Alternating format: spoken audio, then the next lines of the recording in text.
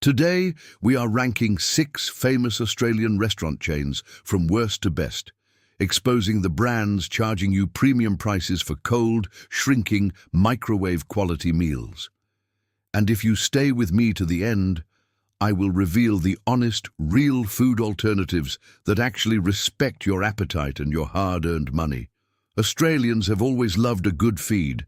We have been told for years that our casual dining chains are the best in the world. Fresh ingredients, local meat, and a classic Australian atmosphere. But here is the part nobody talks about.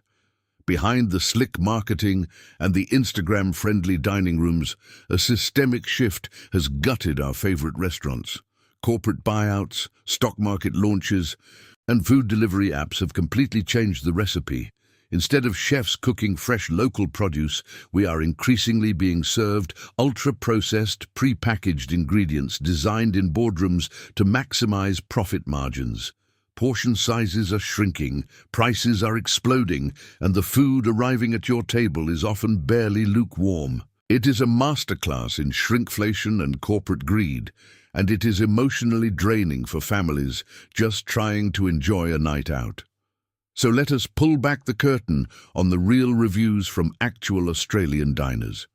Here is our ranking, starting with the absolute worst.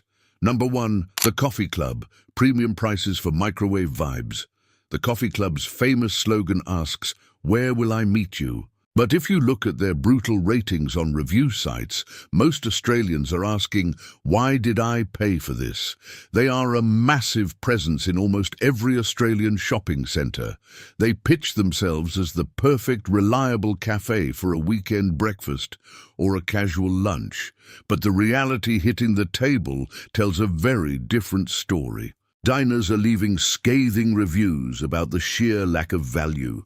One customer described their experience as very poor quality for the price, noting that coffee was served lukewarm, food brought out without cutlery, and halloumi cheese was burned. Another ordered new menu items and flatly stated the coffee was literally hot milk, adding that the breakfast menu would be done better at home. Others complained that the food feels entirely uninspired, with one user calling out their attempt at nostalgic menu items as a total hoax that was nothing like the original. So why is this a problem? Because you are walking into a cafe expecting a freshly prepared meal cooked by a chef. But in reality, many shoppers feel they are paying $25 for a breakfast that behaves like it was assembled from pre-packaged, mass-produced components. The eggs can look uniformly rubbery. The bacon is often described as limp. And the coffee, the literal name of the business, is repeatedly slammed by reviewers as tasting like dishwater because it is so weak. On the surface, the branding suggests your friendly local cafe experience, but underneath, the reviews reveal an overpriced, uninspired food court trap, trading on a name they built 20 years ago. And if you think a modern, trendy aesthetic guarantees better food, number 2 is going to shatter that illusion. Number 2, Betty's Burgers. The aesthetic trap Betty's Burgers exploded onto the Australian scene with a beautiful 1950s Noosa Beach aesthetic. Pastel colours, cute uniforms, and a promise of premium, fresh-made burgers. They expanded rapidly, opening in premium locations across the country. But growing too fast comes at a cost, and their low star rating reflects a brand struggling to maintain its promise. Australian diners are calling out the massive disconnect between the price and the portion size. One recent reviewer was blunt, stating the burger patty was tiny compared to the bun, the meat was not cooked well enough, the food was overpriced versus the value portion, and they have had a better burger at Hungry Jack's, and this is where things get uncomfortable. When you pay $16.50 for a standalone deluxe burger, you expect a certain level of care, but multiple customers report horrific quality control. We are talking about bacon cooked hard as a rock, tomatoes served half green, and orders arriving completely cold. One diner spent their entire lunch break waiting half an hour in a nearly empty store, only to walk away hungry and furious. What does that actually mean for your dining experience? It means you are paying top-tier, sit-down restaurant prices for a fast food product. You are corralled into ordering via QR codes with zero table service, handed paper utensils, and served a shrinking patty hidden inside a massive sugary brioche bun. The pastel marketing suggests a premium, boutique burger experience. But the reality tastes like a high-priced aesthetic illusion, where the money goes to the interior designer, not the ingredients. Because what you are about to hear changes the way you look at healthy food chains forever. Number 3. Grilled. The Healthy Illusion Grilled built an empire on a very specific promise: healthy burgers. They position themselves as the ethical, nutritious alternative to the big American fast food chains.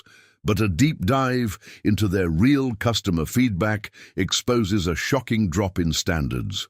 On product review sites, diners are ruthlessly exposing what actually ends up in the brown paper bags. Customers complain of receiving a flat, thin bun, a tiny amount of onion, tomato, and lettuce, describing the entire meal as bland. Another customer spent $31 to have a meal delivered, only to receive cold chips and an incorrect burger. For a brand that prides itself on catering to dietary needs, one vegetarian customer was horrified to discover actual beef inside their Garden Goodness burger.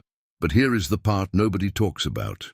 Reviewers are not just angry about the cold, shrinking food. They are furious about the corporate culture. One detailed review highlighted a systemic issue, claiming Grilled has a business model of paying its workers as little as possible, referencing widespread media reports of staff being kept on low-wage traineeships to avoid proper penalty rates. So why should you care? Because you are being asked to pay a massive premium, often $25 or more for a burger and chips, under the guise of supporting an ethical, healthy company. But in the box, the chips are often burnt or hollow, the burgers are cold, and the customer service is frequently described as insincere and unapologetic. On the menu, the claim is healthy, fresh, and ethically made. But underneath, critics point out it is closer to a wildly overpriced, inconsistent fast food chain, relying on clever marketing to mask shrinking portions and corporate cost-cutting. And if you thought Grilled was letting you down, wait until you see what happened to Australia's favorite Mexican chain. Number 4, Guzman Y Gomez, the shrinkflation king. For a long time, Guzman Y Gomez could do no wrong. They brought fast, fresh, relatively authentic-feeling Mexican food to the Australian suburbs. But recently, they went public on the stock exchange. And almost immediately, loyal customers noticed a brutal shift, dragging their rating down to a dismal 2.1 stars. The number one complaint across the board is shrinkflation to the max. Diners are outraged at the new portion sizes. One customer reported their regular burrito bowl had noticeably shrunk, while another complained their meat was disgusting and full of strange bits. Others constantly point out that their orders are perpetually incorrect, missing guacamole they paid extra for, or receiving corn chips instead of hot chips. And this is where the pricing tricks get sneaky. Guzman Y Gomez heavily advertises free delivery on their app. But a vigilant customer exposed the reality. The app secretly inflates the base price of the food the moment you select delivery. They are not giving you free delivery. They are just hiding the fee inside a $20 burrito. When you unwrap a Guzman Y Gomez burrito today, you can literally feel the corporate cost-cutting. The foil feels lighter. The fillings are bulked out with cheap rice and beans, while the actual premium proteins, the chicken and the beef, are heavily rationed.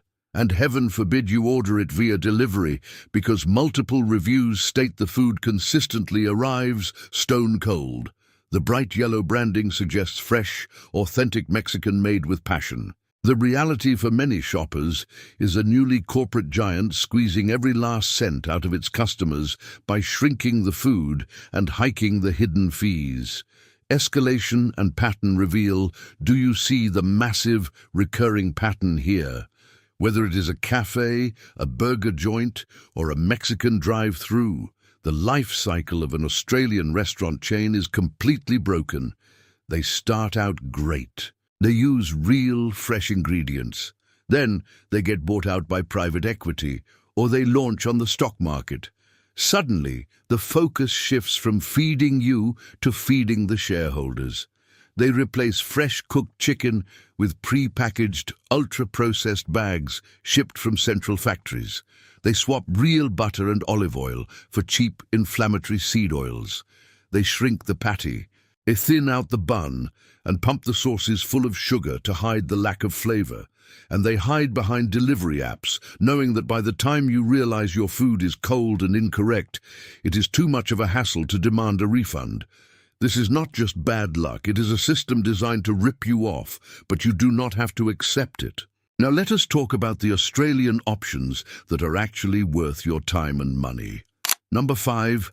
Mad Mex, the honest Mexican alternative. If you are craving a burrito and want to avoid the Guzman Y Gomez shrinkflation trap, the reviews point heavily toward Mad Mex. While it is still a fast casual chain, the diner feedback is remarkably different.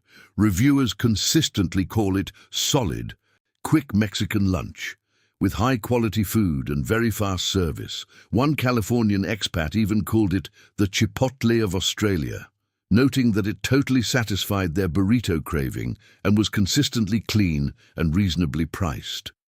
Why does it work? Because of transparency. They make the burrito right in front of you. You watch the ingredients go in. Customers rave that the burritos are super filling and really hit the spot, meaning you actually get the caloric value you are paying for. They use real brown rice. Their guacamole tastes like actual avocados, and the chicken is not full of strange bits. It is not a 5-star dining experience, but it is an honest transaction. You pay a fair price, and you get a heavy, hot, highly satisfying meal that does not feel like a corporate scam. Number 6. The local Australian pub, or RSL, the anti-chain hero. If you want the absolute best value, highest quality meal in Australia right now, you need to delete the delivery apps and drive to your local independent pub, RSL, or Bowls Club. This is the ultimate rebellion against the ultra-processed restaurant chains. Why? Because local pubs are not trying to appease Wall Street investors. They are trying to keep the locals happy, so they come back next Friday. When you order a chicken parmigiana at a good local pub, you are not getting a processed, reformed chicken sponge. You are getting a massive butterflied chicken breast, crumbed in-house, topped with real ham, Napoli sauce, and actual melting cheese. The steaks are sourced from local butchers, not shipped frozen across the country. The chips are hot, the portions are massive, and the money you spend stays in your own community, paying local staff proper wages instead of padding a CEO's bonus. In a world where chains are charging $30 for a cold burger and a handful of burnt fries, the $25 pub roast or schnitzel stands as the last bastion of true Australian food culture. Final message and call to action. Australian food culture has drifted dangerously far from reality. We used to value fresh, generous, honest cooking. Now, we are being conditioned to accept tiny, cold, ultra-processed meals handed to us in brown paper bags by exhausted teenagers. You do not have to tolerate it. The quickest way to change the food industry is to stop giving your money to the brands that are ripping you off.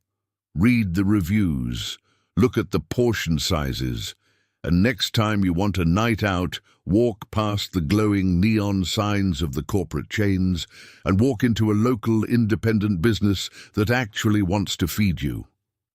If this video opened your eyes to the tricks the big restaurant chains are playing, tap the like button so we can expose this to more Australians. If you want to stay one step ahead of the food industry and protect your wallet, hit subscribe and turn on notifications, because we are just getting started. Now, I want to hear from you in the comments. Which of these Australian restaurants shocked you the most today? Have you experienced the shrinking Guzman Y Gomez burrito or the overpriced cold burgers from Grilled? Let me know your worst restaurant experience below.